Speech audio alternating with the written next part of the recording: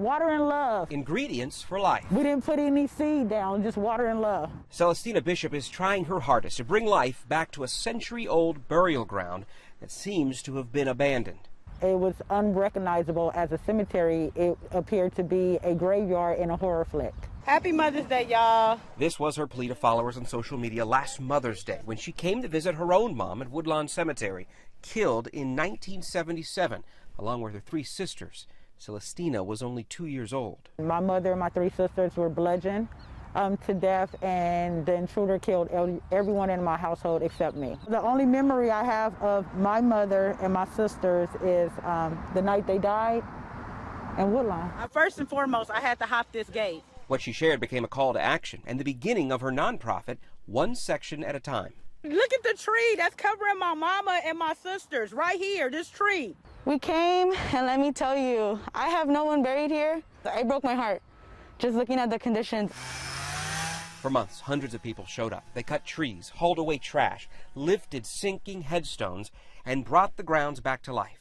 I see peace. Instead of seeing them in tears of sadness, it's tears of joy. The ultimate goal here is to actually take all of this and turn it into a museum, because from above you can see just how wide it is. More than 11 acres, 26,000 people that are buried here, and a whole lot of history. This cemetery houses Mr. Francis Townsend.